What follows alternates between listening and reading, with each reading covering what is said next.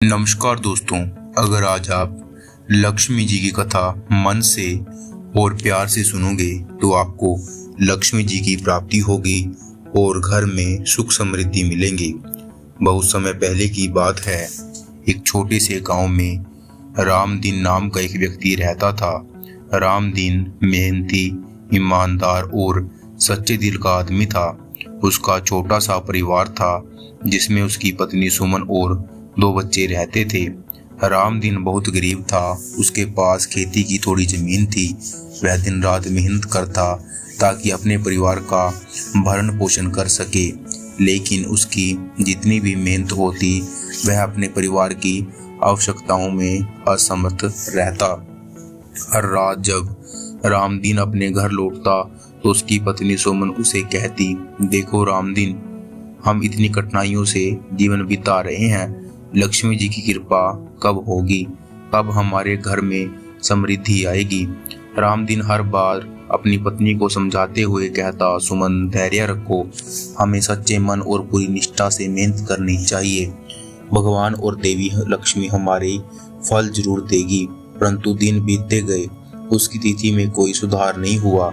एक दिन रामदीन अपने गांव के साधु के पास गया और सारी समस्याएं बताई। साधु ने मुस्कुराते हुए कहा, लक्ष्मी जी को प्रसन्न करना इतना आसान नहीं रामदीन, उन्हें केवल धन धान्य की चाह रखने वाले लोग ही भाते, उन्हें नहीं भाते। लक्ष्मी जी को वो लोग प्रिय लगते हैं जो अपने कर्म से उन्हें बुलाते हैं, जो अपने परिश्रम और सत्यनिष्ठा से जीवन में आगे बढ़ते हैं।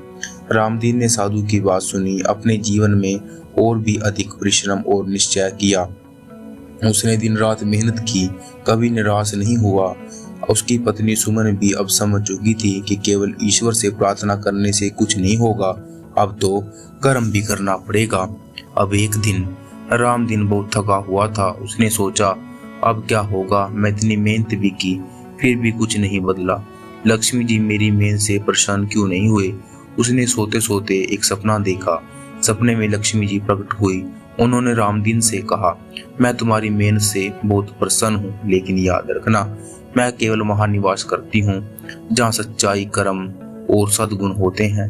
मैं तुम्हारे घर में जब तक ये सब है मैं वहाँ अवश्य रहूंगी, लेकिन तुम आलस, कपट, लोभ के मार्ग पर चलोगे तो मैं चली जाऊंगी। रामदीन ने सपने में लक्ष्मी जी के चरण पर शीश झुका दिया और कहा, मैं आज्ञा का पालन करूंगा। रामदीन ने अपने खेतों में नए तरीके से मेहनत शुरू की।